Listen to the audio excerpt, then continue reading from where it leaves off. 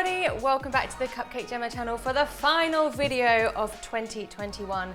I can't quite believe that this year is already over. I hope that you guys have had an alright time and that it was slightly better than last year, and fingers crossed that next year is going to be even better. Thank you as always for joining us here, for bringing your energy and for motivating us. It has been a wonderful year sharing videos with you guys, so thanks big time from me, Gemma, Dane, Sam and Nikki and the whole Crumbs and Doilies gang. So today I am here to share a little treat that you can take to your New Year's party, because fingers crossed we will be having New Year's Eve parties this year. I am filming this 2 weeks in advance though, so if things change, I'm terribly sorry, but at least you'll have a delicious treat to bake and eat for yourself. And this treat is gonna be for s'mores cookie cups. You've probably seen us making cookie cups here on the channel before, or maybe you've had some in C&D Soho. They're absolutely awesome. We normally fill them with a cheesecake, but this year we're going to be filling them with an intense truffly ganache, and that's going to sit inside a vanilla cookie cup, and we're going to top it off with a toasted Swiss meringue.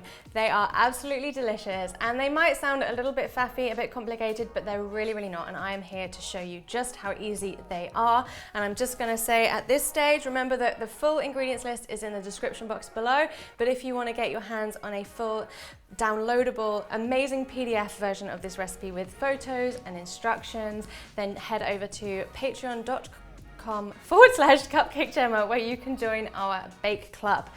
Right, let's crack on, shall we? So the first thing we're going to do is make the cookie cups, and we're going to do that in the stand mixer, but this is just kind of an all-in-one type method. We're not creating any air or anything, we're just combining ingredients, so you can very easily do this by hand.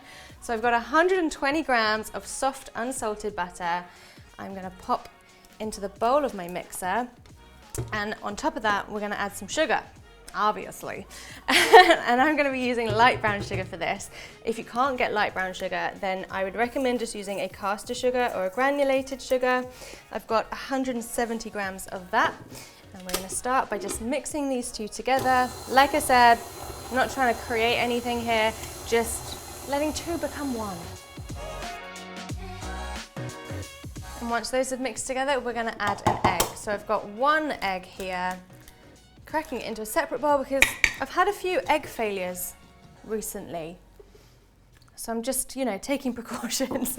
And I'm also going to pop in about half a teaspoon of vanilla extract. If you don't have any, don't worry, but I just think vanilla adds a lovely kind of mellow flavor to your bakes. And again, we're just going to mix these together. You might need to stop and scrape if you're using a mixer, but again, just until it's become one dough.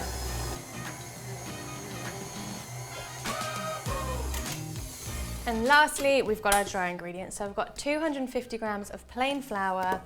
That's going to go straight on in, along with half a teaspoon of bicarb and half a teaspoon of salt.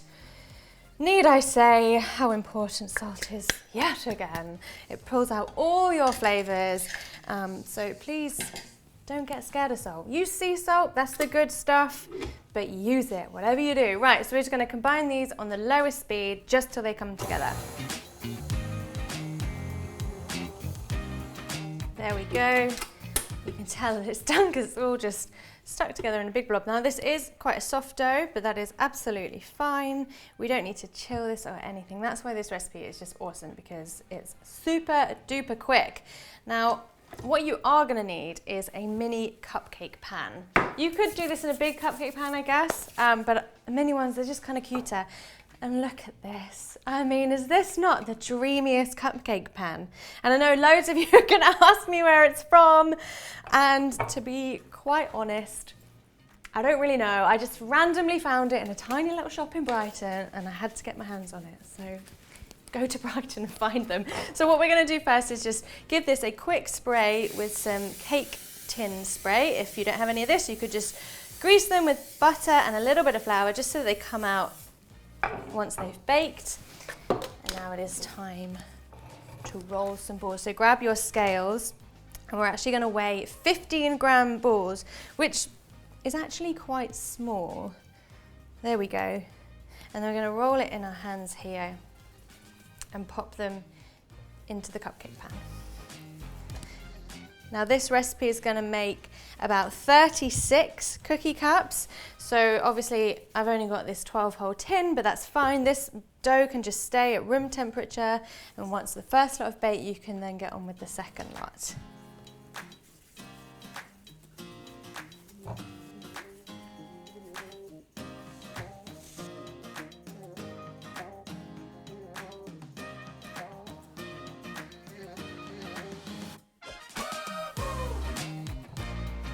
Okay, so now we just need to make these look a little bit more like cups. So I've got a small rolling pin here, and I'm gonna just dip the end in some flour, and we're just gonna push down into the middle of each cookie ball to create a little cup like this.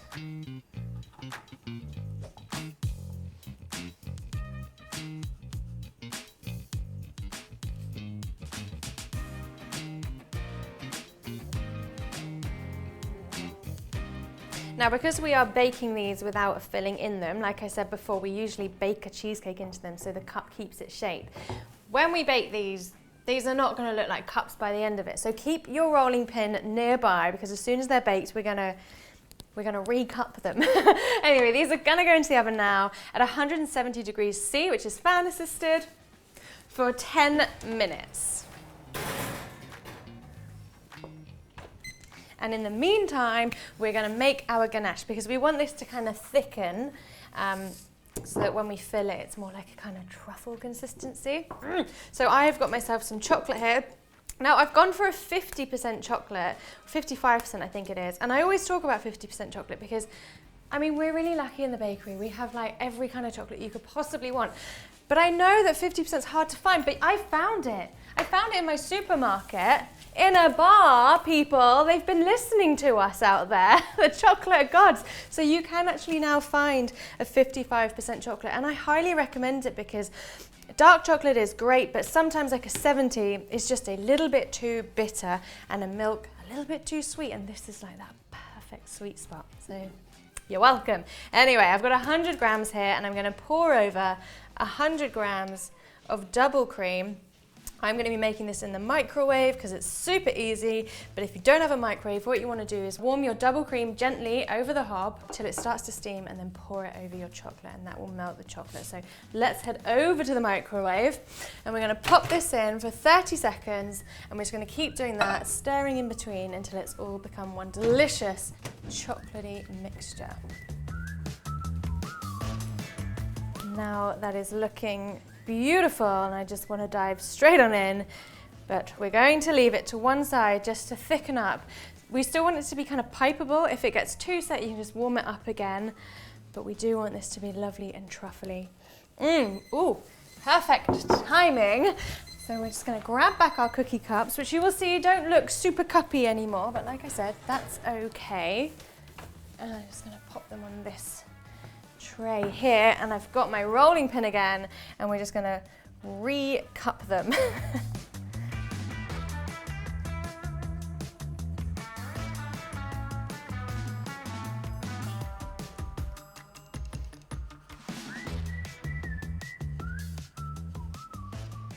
And you do need to do this when they're hot still, so take care, because if they've set, you're just going to crack them.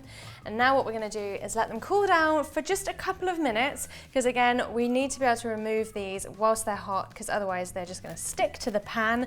And then you can take them out, cool down your pan, respray, reball, recup, rebake, keep on going until you've used all of your dough. So I'll see you when we've done all of that. Come on, cool down.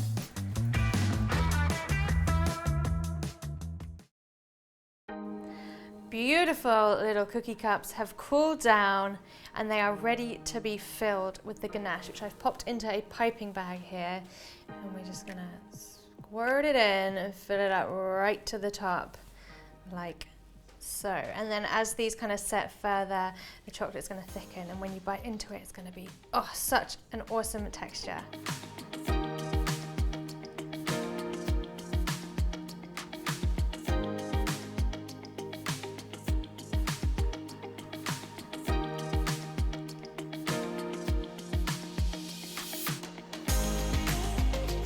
Could leave them just like this, but what's gonna make these even more delicious is a little bit of salt. And I didn't mix the salt into the ganache because I actually quite like it when you get a little hit when you're kind of bite into a chunk of it. So I've actually got this smoked salt, which is from our mates down at Cornish Sea Salt. You could just use regular sea salt as well, but you know, these are kind of smoky, kind of small, so I'm just gonna sprinkle a few flakes on top of each one.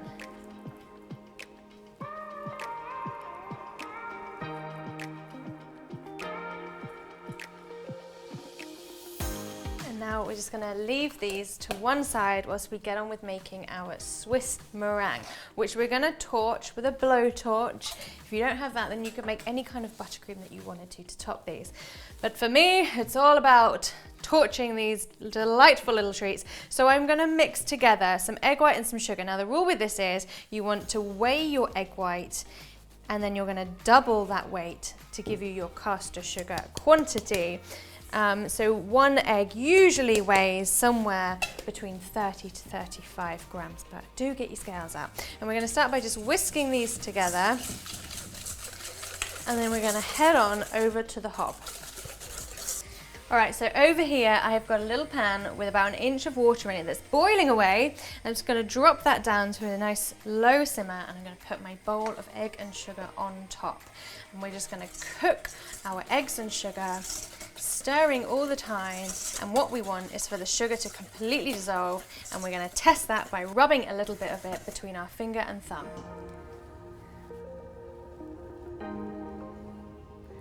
So that is completely smooth.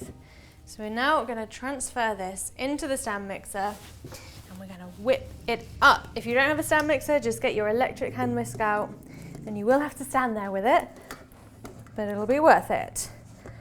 So I'm just going to pop it on to a medium-high speed, and this is just going to turn into meringue.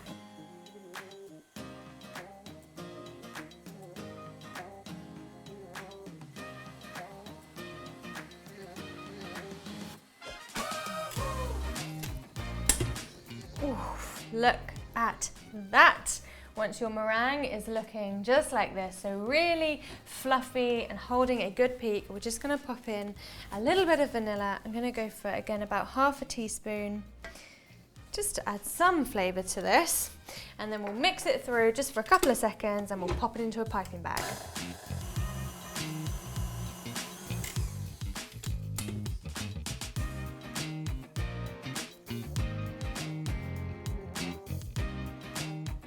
So I have chosen to go for a round nozzle, but if you want to do a star or a French star or a rose, then you go for it. Our chocolate has set, it's nice and firm, so there's no chance of it smushing out. And all that's left to do is pipe on top of our cookie cups.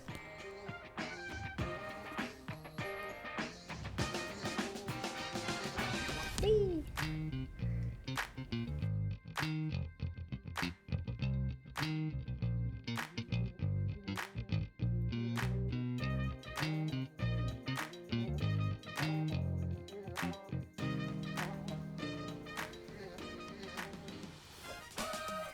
And now it is time to blowtorch these. So I asked Sam if he had a blowtorch at his house, and he's like, yeah, I've got like a really little one.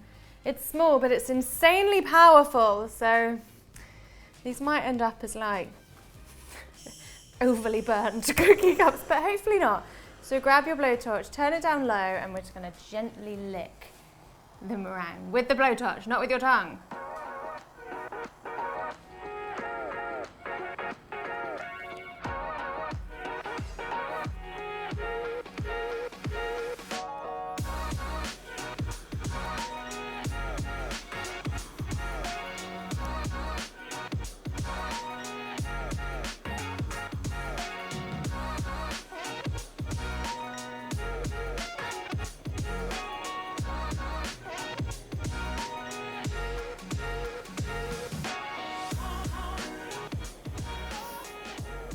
If you can do this without setting fire to a single one, then bravo. But how cute are these little guys? So cute that I'm just gonna have to.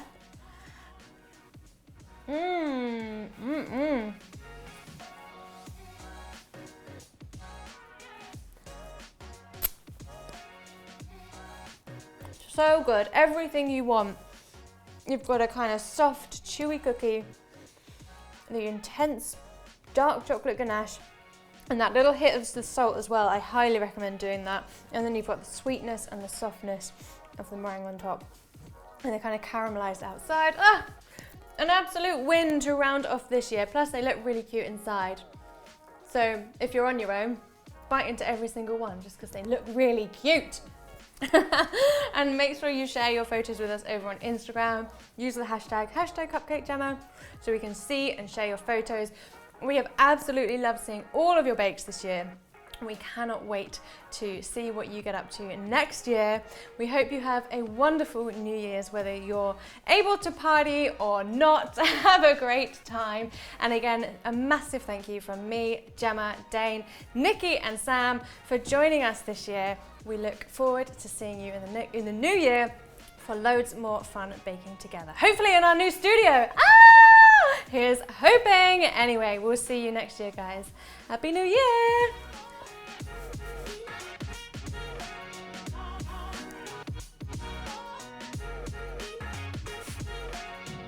I can't.